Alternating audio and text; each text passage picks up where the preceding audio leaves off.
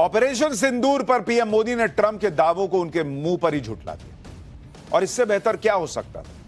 नरेंद्र मोदी ने एक season campaigner की तरह, वो ट्रंप की तरह इधर उधर कुछ भी बोलते नहीं चलने वाले आदमी है बॉस। उन्होंने जो आदमी बोल रहा है उसके मुंह पे कहा कि तुम झूठे हो। इससे बेहतर क्या हो सकता है? क्योंकि आप कुछ बोलेंगे, वो कुछ बोल रहा है, मुंह पे बोला भाई कि तुम झूठ बोल रहे हो। पीएम मोदी ने कश्मीर को लेकर ट्रंप की मध्यस्थता की हसरतों पर भी पानी फेर दिया। ट्रंप ने यह भी दावा किया था कि वो दोनों देशों के साथ मिलकर यह देखने की कोशिश करेंगे कि क्या 1000 साल बाद कश्मीर के मुद्दे का कोई हल निकाला जा सकता है। पीएम मोदी ने ट्रंप की इस गलतफहमी को भी दूर कर दिया और ट्रंप से बातचीत में उन्हें साफ साफ सुना दिया कि भारत ने तो कभी मध्यस्थता स्वीकार न तो की थी, न करता है और न कभी करेगा। आप सुनिए पीएम मोदी और ट्रंप के बीच बातचीत को लेकर विदेश सचिव विक्रम मिस्री ने क्या बताया।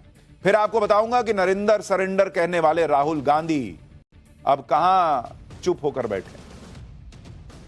प्रधानमंत्री मोदी ने राष्ट्रपति ट्रंप को स्पष्ट रूप से कहा कि इस पूरे घटनाक्रम के दौरान कभी भी किसी भी स्तर पर भारत अमेरिका ट्रेड डील या अमेरिका द्वारा भारत और पाकिस्तान के बीच मध्यस्थता जैसे विषयों पर बात नहीं हुई थी। सैन्य कार्रवाई रोकने की बात सीधे भारत और पाकिस्तान के बीच दोनों सेनाओं की एग्जिस्टिंग चैनल्स के माध्यम से हुई थी और पाकिस्तान के ही आग्रह पर हुई थी। प्रधानमंत्री मोदी ने जोर देकर कहा कि भारत ने न तो कभी मध्यस्थता स्वीकार की थी, न करता है और न ही कभी करेगा। इस विषय पर भारत में पूर्ण रूप से राजनीतिक एकमत है। ऑपरेशन सिंदूर को लेकर सारा कंफ्यूजन अमेरिका के राष्ट्रपति डोनाल्ड ट्रंप ने फैलाया था। जिसने कंफ्यूजन फैलाया, पीएम मोदी ने उसी के मुंह पर सारी बातें क्लियर कर दी। ऐसा ही कंफ्यूजन नेता विपक्ष राहुल गांधी ने भी फैलाने की कोशिश की। यह माहौल बनाया कि ट्रंप ने मोदी को फोन किया था और मोदी ने ट्रंप के सामने सरेंडर कर दिया। राहुल गांधी की लाइन को पकड़ते हुए पाकिस्तान को भी मौका मिल गया था, वो भी माहौल बनाने लगा था। लेकिन पीएम मोदी ने एक ही फोन कॉल में सारी कहानी पलट दी। अमेरिका से लेकर पाकिस्तान और भारत के अंदर इंडी गठबंधन सभी को क्लियर कट मैसेज मिल गया और इसलिए अब राहुल गांधी कुछ नहीं बोल रहे, वो सन्नाटे में है। जबकि आप सुनिए कुछ दिन पहले वो क्या क्या कह रहे थे। ट्रंप साहब ने 11 बार बोला है, 11 बार, कि मैंने नरेंद्र मोदी को सरेंडर करवा दिया। 11 बार बोला है पब्लिक में। नरेंद्र मोदी जी चू नहीं कर पा रहे हैं। नरेंद्र मोदी ये नहीं बोल पा रहे हैं कि ये जो ट्रंप है ये झूठ बोल रहा है, क्योंकि वो सच्चाई है। उधर से ट्रंप ने एक इशारा किया, फोन उठाया, कहा मोदी जी क्या कर रहे हो?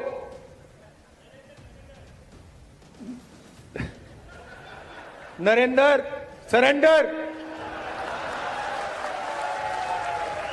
और जी हजूर करके नरेंद्र मोदी जी ने ट्रंप के इशारे का पालन किया। राहुल गांधी हवा हवाई कहानियां सुना रहे थे। ट्रंप ने फोन किया, मोदी को कहा नरेंद्र सरेंडर, ये सुन रहे थे। और आज जिस तरीके से नरेंद्र मोदी ने डोनाल्ड ट्रंप को बताया कि ऑपरेशन सिंदूर में हमने क्या किया, उससे तो यह भी क्लियर कर दिया कि डोनाल्ड ट्रंप और नरेंद्र मोदी के ऑपरेशन सिंदूर के दौरान कोई बात ही नहीं हुई थी और ना उसके बाद हुई। ये तो पहली बार बात हुई है। डोनाल्ड ट्रंप ने तब फोन किया था जब पहलगाम में हमला हुआ था और भारत के साथ खड़े होने की बात की थी। तो राहुल गांधी जो ये कह रहे हैं कि ट्रंप ने फोन किया, कोई ट्रंप से फोन पे बात ही नहीं हुई उसके बाद, वो भी झूठ निकल गया। और सरेंडर वाली बात तो खैर दुनिया समझ रही है क्या है।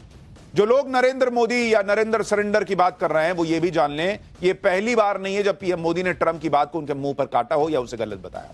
इससे पहले साल 2019 में ट्रंप और पाकिस्तान के तब के प्रधानमंत्री इमरान खान की मुलाकात हुई। उस मुलाकात में भी ट्रंप ने दावा कर दिया था कि नरेंद्र मोदी ने उनसे कश्मीर में मध्यस्थता करने को कहा। इस दावे के एक महीने बाद जब अगस्त में 2019 में नरेंद्र मोदी और ट्रंप की मुलाकात हुई थी, तो पीएम मोदी ने ट्रंप के बगल में बैठ के उनके दावे को गलत बता दिया था। सुनिए, साल 2019 में भी ट्रंप ऐसे ही उल्टे सीधे दावे कर रहे थे जैसे वो अब ऑपरेशन सिंदूर को लेकर कर रहे हैं, और कैसे नरेंद्र मोदी तब भी ये दुनिया के सामने ट्रंप के मुंह पर बैठ के बोले थे कि भाई ऐसा कुछ नहीं है, ये झूठा आदमी, मतलब सेंस यही था। देखिए एक बार। I was with Prime Minister Modi 2 weeks ago, and we talked about this subject. And he actually said, "Would you like to be a mediator or arbitrator?" I said, "Where?" He said, "Kashmir," because this has been going on for many, many years. Bharat और पाकिस्तान ये सारे issues bilateral है और इसलिए हम दुनिया के किसी भी देश को इनके लिए कष्ट नहीं देते हैं। मुझे विश्वास है कि भारत और पाकिस्तान जो 1947 के पहले एक ही थे, हम मिलजुल करके हमारी समस्याओं पर चर्चा भी कर सकते हैं और समाधान भी कर सकते हैं। यानी राहुल गांधी जो कह रहे थे कि मोदी चू नहीं कर पा रहे, मोदी नहीं बोल पा रहे कि ट्रंप झूठ बोल रहे हैं, मोदी इसलिए चुप बैठे थे क्योंकि वो मुंह पर बोलने में विश्वास रखते हैं कि ये आदमी झूठ बोल रहा है और तुम झूठ बोल रहे हो।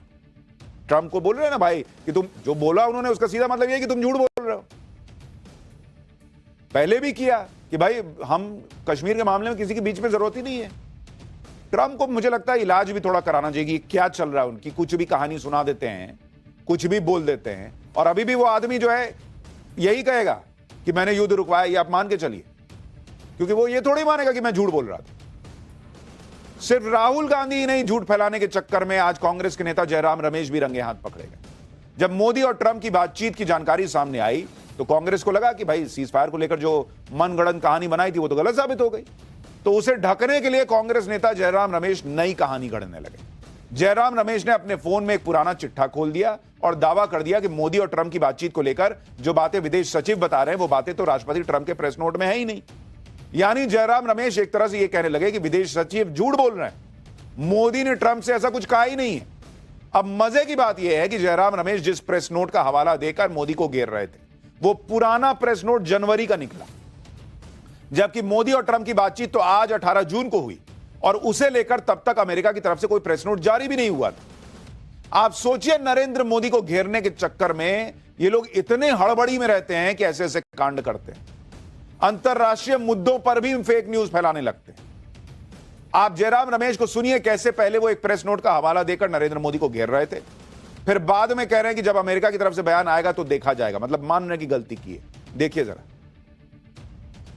ट्रंप ने भी निकाला, ये प्रेस नोट निकाला है कि मैंने क्या बात की। जो राष्ट्रपति ट्रंप के नोट में है और जो हमारे विदेश सचिव के नोट में है, यानी कि जो राष्ट्रपति ट्रंप कहते हैं कि ये बातचीत हुई और जो प्रधानमंत्री, हमें कहा जाता है कि प्रधानमंत्री ने यह बात की, ये जमीन आसमान का फर्क है। इनके प्रेस नोट में कहा है, राष्ट्रपति ट्रंप, व्हाइट हाउस से निकला है ये, कि बायलैटरल ट्रेडिंग रिलेशनशिप पर बात की, पर हमारे विदेश सचिव के जो नोट है, हमारे ओर से जो नोट निकाला गया है, ट्रांसक्रिप्ट फोन कॉल का, उसमें तो उसका कोई जिक्र नहीं है। जो नरेंद्र मोदी जी ने कहा है वो विदेश सचिव ने कहा है। व्हाइट हाउस से कोई बयान आएगा वो अलग बयान है, वो बाद में हम देखा जाएगा। ये कांग्रेस की हालत है। अपने यहां का प्रधानमंत्री कुछ कह रहा हो, अपने यहां का विदेश सचिव कुछ कह रहा हो, इनको भरोसा होगा ट्रंप पे, और वो भी अभी का बयान पे नहीं, पुराना कोई बयान लेके आगे कि ट्रंप ने ये बोला है। भारत कह रहा है कि भाई हमने पाकिस्तान को फोड़ दिया, इनको जानना रहेगा कि कितने रफेल गिरे, ये बताओ। क्या हिसाब है बॉस? पूरा देश एक लाइन में चलेगा, कांग्रेस पार्टी, राहुल गांधी, इनका इकोसिस्टम अलग लाइन पकड़ लेते हैं। जब जयराम रमेश की गलती पकड़ी गई तो उन्होंने सरेंडर कर दिया। जयराम रमेश ने माफी मांगी, लेकिन उस माफी में भी वो पीएम मोदी पर तंज करने से बाज नहीं आए। जयराम रमेश ने कहा कि मैं तो नॉन बायोलॉजिकल नहीं हूं, मुझसे गलती हुई, मैंने उसको तुरंत सुधारा, कृपया मेरे इस वक्तव्य का संज्ञान लें। मतलब यहां भी मोदी को नॉन बायोलॉजिकल बताने का काम कर दिया। हालांकि इस माफी के साथ जयराम रमेश ने अपनी झेप मिटाने के लिए यह भी कहा कि अब पीएम मोदी को ऑल पार्टी मीटिंग बुलाकर ट्रंप से जो बात हुई उस पर बयान देना चाहिए। लेकिन उसमें भी बोलेंगे तो आप कौन सा मान जाइएगा? आप कहिएगा नहीं, जो ट्रंप बोल रहा है हम वो मानेंगे, तो ऑल पार्टी मीटिंग में बोले, यहां बोले, वहां बोले, मीनार पर चढ़ के बोल दें। आपको जब मानना ही नहीं है तो मोदी कहां बोल रहे हैं, आपको क्या फर्क पड़ेगा? और जिनको मानना है वो ऑलरेडी मान रहे हैं। आपके राहुल गांधी को बिना कुछ बताई सब पता चल जाता है कि ट्रंप ने मोदी को फोन किया था, तो फिर मोदी ने सरेंडर कर दिया था, तो फिर अब आप प्रधानमंत्री के बयान की मांग क्यों कर रहे हैं? राहुल गांधी को तो सब पता है, उन्हीं से पूछिए। पीएम मोदी और ट्रंप के बीच करीब 35 मिनट की बातचीत हुई और इस बातचीत में पीएम मोदी ने ट्रंप के साथ साथ पाकिस्तान को भी लपेट दिया। पीएम मोदी ने ट्रंप को बता दिया कि ऑपरेशन सिंदूर अब भी जारी है। यह भी बता दिया कि भारत ने पाकिस्तान को तगड़े तरीके से ठोका और उसके एयरबेस उड़ा दिए। यह भी बता दिया कि भारत अब आतंकवाद को प्रॉक्सी वॉर नहीं बल्कि युद्ध के रूप में देखेगा।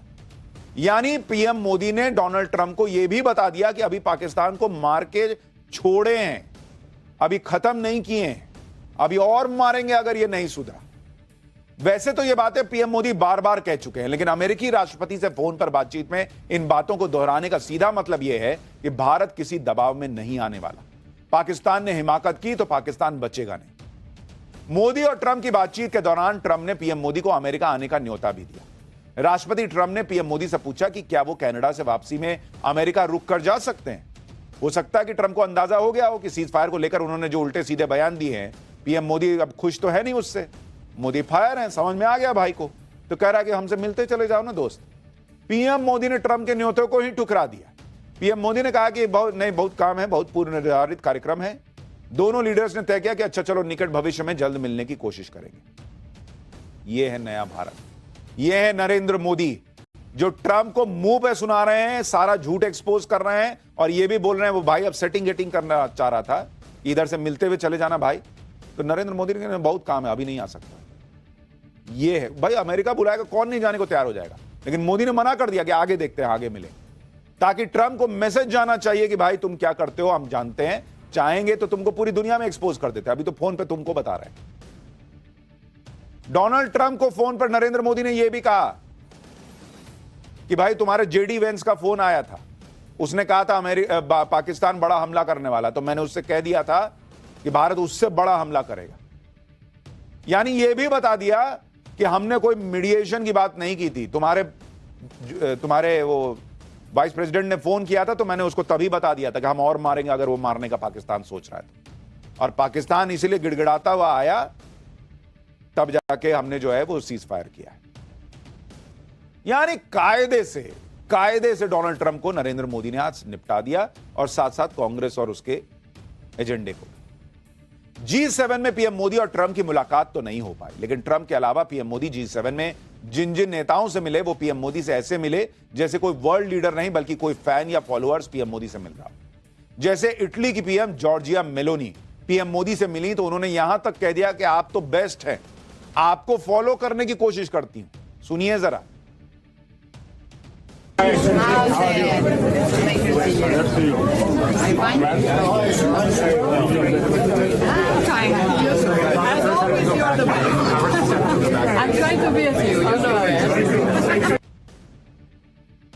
मोदी और मेलोनी जब भी मिलते हैं तो उनका जो हैशटैग है मोदी मेलोनी मेलोडी, उसकी चर्चा शुरू हो जाती है। लेकिन मेलोनी दुनिया के सामने कह रही हैं कि you are the best. Narendra Modi को कह रही हैं यू आर द बेस्ट, मैं आपको फॉलो करती हूं। इटली की पीएम ने प्रधानमंत्री मोदी के साथ अपनी तस्वीर को सोशल मीडिया पर भी शेयर किया, लिखा कि भारत और इटली के बीच जबरदस्त दोस्ती है। जॉर्जिया मेलोनी के पोस्ट को शेयर करते हुए पीएम मोदी ने भी कहा कि वो मेलोनी से पूरी तरह सहमत हैं, दोनों देशों की दोस्ती दोनों देशों के लोगों के लिए फायदेमंद है। G7 की मीटिंग के दौरान पीएम मोदी फ्रांस के राष्ट्रपति मैक्रों से भी मिले। इस दौरान पीएम मोदी ने कुछ ऐसा कहा कि दोनों नेता ठहाके मारकर हंसने लगे। दरअसल पीएम मोदी ने मैक्रों से कहा कि आप आजकल ट्विटर पर बहुत एक्टिव हैं। इसके बाद दोनों नेता खूब हंसने लगते हैं। पीएम मोदी के इस बयान को कल ट्रंप और मैक्रों के बीच सोशल मीडिया पर हुई नोकझोंक से जोड़कर देखा जा रहा है। आप भी देखिए दोनों के बीच क्या बातचीत हुई। Nowadays, you are active on Twitter. When did you arrive here? Last night, मैं यहाँ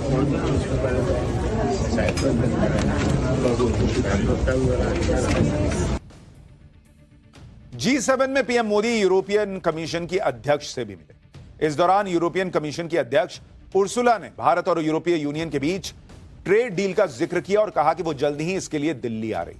यानी ट्रंप को एक और मैसेज चला गया कि तुम ट्रेड में ये करूंगा वो करूंगा करते रहो, हम यूरोपीय यूनियन से अपना मामला जो है वो सेटिंग गेटिंग बढ़ा रहे हैं। यानी ट्रंप की पहले फोन पर बेइज्जती हुई और फिर इस तस्वीर से बड़ा मैसेज दिया। G7 की मीटिंग में पीएम मोदी ने भारत के हितों के लिए वर्ल्ड लीडर से बातचीत की। साथ ही इस वैश्विक मंच से पीएम मोदी ने पाकिस्तान को भी तगड़ा झटका दिया। पीएम मोदी ने कहा कि आतंकवाद पर भारत का साथ देने के लिए वैश्विक समुदाय को धन्यवाद। पहलगाम हमले पर बोलते हुए पीएम ने कहा कि यह हमला सिर्फ भारत पर नहीं पूरी मानवता पर हमला था। पीएम मोदी ने आतंकवाद को पालने वाले देशों के खिलाफ सख्त एक्शन पर जोर दिया। उन्होंने कहा कि आतंकवाद पर दोहरे मापदंड के लिए कोई जगह नहीं होनी चाहिए। जो लोग आतंकवाद को सपोर्ट करते हैं उन्हें कभी कोई मदद नहीं मिलनी चाहिए। इसके साथ ही पीएम मोदी ने आतंकवाद पर दुनिया के सामने 3 सवाल भी रखे। उन्होंने पूछा कि क्या दुनिया के देश तभी आतंकवाद का वो खतरा समझेंगे जब वो खुद इसका टारगेट बनेंगे। पीएम मोदी ने पूछा कि आतंकवाद के पीड़ित और आतंकवाद फैलाने वालों को क्या एक करके देखा जा सकता है। उन्होंने आईएमएफ, वर्ल्ड बैंक जैसे संस्थाओं की क्लास लगाते हुए पूछा कि क्या ग्लोबल संस्थाएं आतंकवाद पर मूक दर्शक बनी रहेंगी। यानी जैसा हमने आपको पाठशाला में बताया था कि G7 में पीएम मोदी पाकिस्तान की भी क्लास लगाएंगे और पाकिस्तान को आर्थिक मदद देने वालों की भी क्लास लगाएंगे, वही हुआ। इधर पीएम मोदी G7 में जबरदस्त माहौल बना रहे हैं, वर्ल्ड लीडर्स के साथ उनकी बढ़िया जुगलबंदी दिख रही है। उधर कांग्रेस इसी राजनीति में फंसी है कि G7 की ग्रुप फोटो में नरेंद्र मोदी तो पीछे की लाइन में खड़े। कांग्रेस नेता सुप्रिया श्रीनेत ने तंज करते हुए कहा कि फोटो खिंचवाने के शौकीन लोगों को खड़ा किया जाए, वरना इतने आखिरी समय पर दया